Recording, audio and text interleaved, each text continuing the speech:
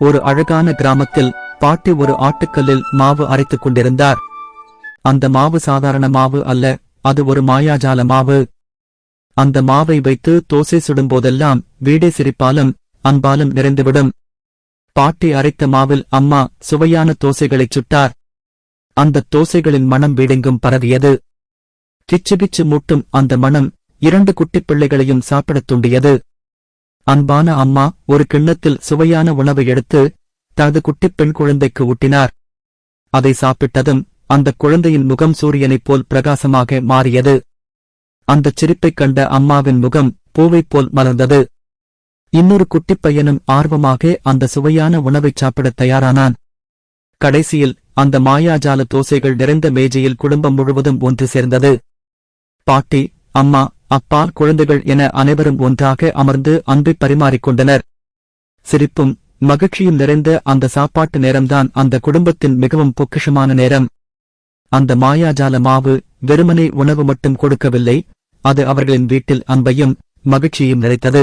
அப்பு ஒரு குறும்புக்கார பையன். அவனுக்கு பிடித்தமான ஒன்று பாட்டி சுடும் மொறுமொறுப்பான தோசை. தினமும் காலையில் பாட்டி ஆட்டுக்கல்லில் மாவு அரைக்கும் போதே அப்பு குதூகலமாக ஓடி வந்து, பாட்டி, இன்னைக்கு தோசை சுடுறீங்களா என்று கேட்பான். ஒருநாள் பாட்டி வழக்கம் போல் மாவு அரைத்துக் கொண்டிருந்த போது அப்பு அருகில் வந்து, பாட்டி, நான் உங்களுக்கு உதவி செய்யட்டுமா என்று கேட்டான்.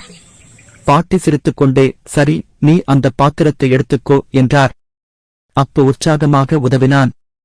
மாவு தயாரானதும் அம்மா தோசைக்கல்லில் சுவையான தோசைகளைச் சுட்டார். தோசைகளின் வாசம் வீடெங்கும் பரவியதும் அப்புவின் குட்டித் தங்கை குஷி குழந்தையாக ஓடி வந்தாள். அம்மா அவளுக்கு சின்ன சின்ன தோசைகளை ஊட்டிவிட்டார். குஷியின் சிரிப்பு வீட்டை இன்னும் அழகாக்கியது.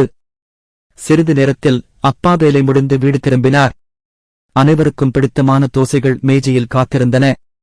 குடும்பம் முழுவதும் ஒன்றாக அமர்ந்து சிரித்துப் பேசிக்கொண்டே தோசைகளைச் சாப்பிட்டார்கள். அப்புவுக்கு அன்று ஒரு விஷயம் புரிந்தது. பாட்டியின் தோசை வெறும் தோசை மட்டுமல்ல, அது அவர்களின் குடும்பத்தை ஒன்று சேர்க்கும் அன்பின் சின்னம். Subscribe to my channel for the full story.